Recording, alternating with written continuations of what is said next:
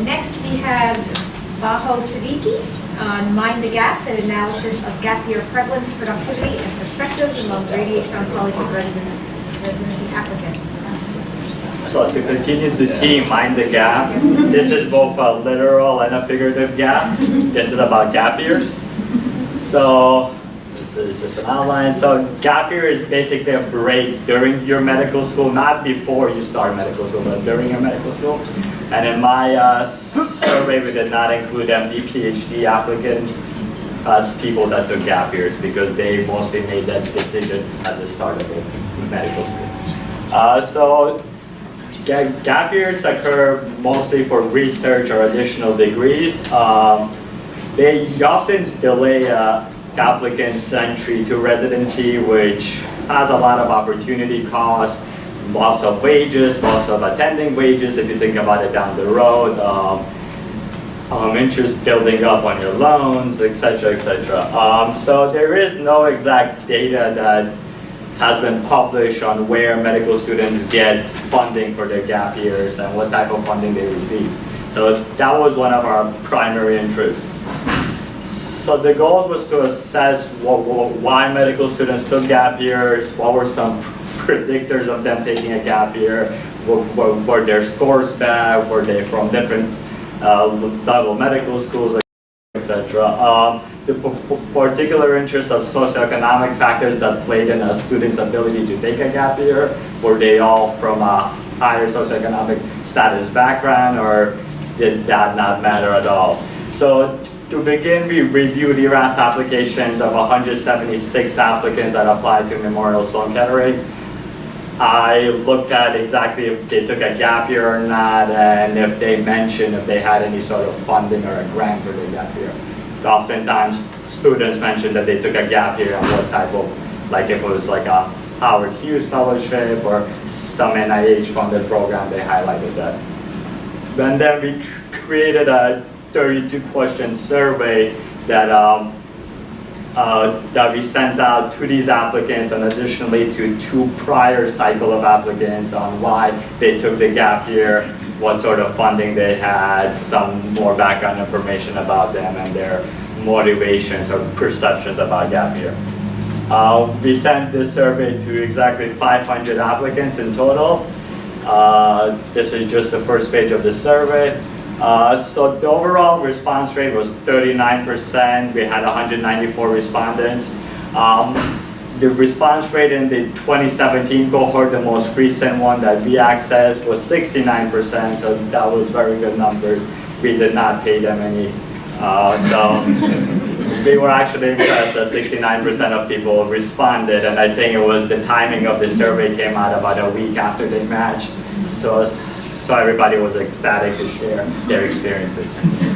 And then the overall, so the gap year survey found that 33% of applicants took a gap year, the survey, but in my review of their application from the 2017 cohort, only 24% of applicants took a gap year. So there was some bias and possibly more responders that took a gap year responding from the previous years. So this is a very complicated chart that sort of breaks down the people that took no gap year, those that took a gap year, and those that did the MD PhD track. And then to compare, I looked at their ERAS response, like the ERAS review that I did and this survey answers. So people that took no gap year, their mean ages on this survey and my personal review of their applications were about the same. The mean number of publications that they either self-reported or I counted off of their applications were very similar. So the response bias was actually very limited, which was a positive.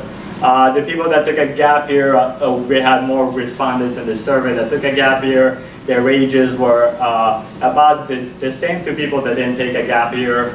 And their mean publications before taking a gap year were approximately 2 to 3 publications, 2.5. And after taking a gap year, they had 6. six and a half publications to say. And MD PhD applicants were obviously much older, and they had much more research productivity, so they had more publications. This was from the MIRAS survey. I looked at their U.S. medical school ranking based on the U.S. news reports and their mean step 1 score, and as you can see, people that took a gap year versus those that did not. People that took a gap year were actually from higher ranked medical schools, and this difference was statistically significant. But their step 1 scores were slightly lower, but not statistically significantly different. And the MD PhD candidates were very similar in their step 1 scores as well.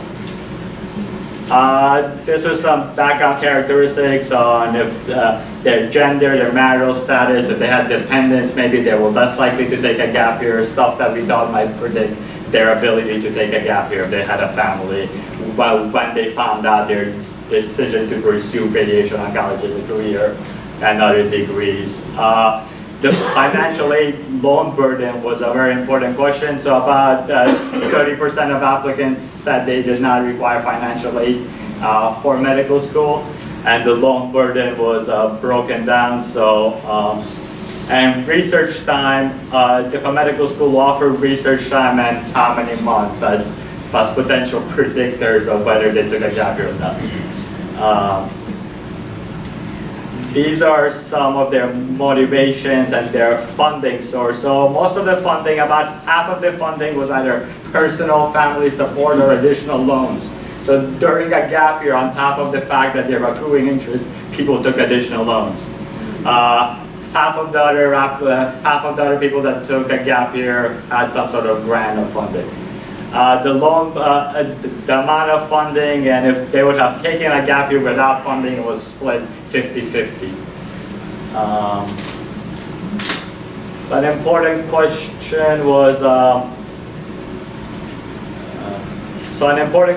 actually, if the people that did not take a gap year, would they have taken a gap year if they had additional funding, or if they had a source of funding? And 30 applicants, or 30% approximately, replied that they would have taken a gap year if funding existed. So that was a very interesting find.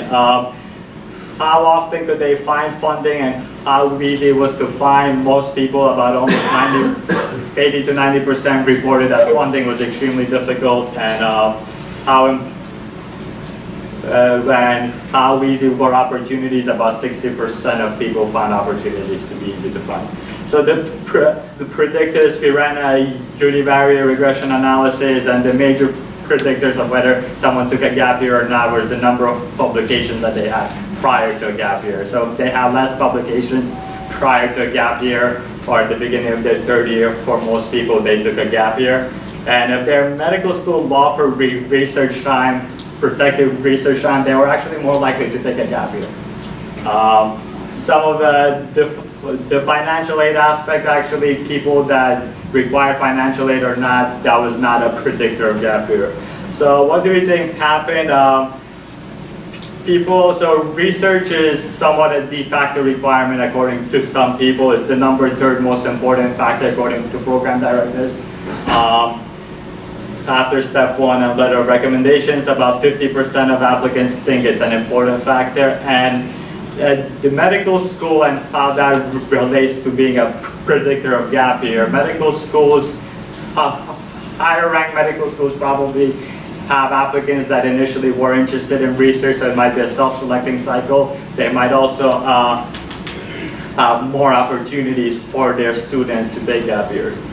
And then these socioeconomic factors that did not play a role, our understanding was most likely medical students are already too deep in the game. So an additional $20,000, $30,000 might not make a difference in their long-term thinking. Some limitations, this was completely voluntary and anonymous, so there might be some response bias. The sample size did not allow us to completely assess all these smaller variables on multivariate regression. And we could not think about these 2 students that decided to not take a gap year and then applied to a different specialty because they did not think that they were competitive for radiation oncology. So in the future, I would like to have like a centralized place where medical students could access the opportunities for gap years and their funding, if the places offer funding or not, so medical students could pick their opportunities and hopefully be funded for them. And if this gap year question continues to persist in the future as a number of applicants might be going in the opposite trend.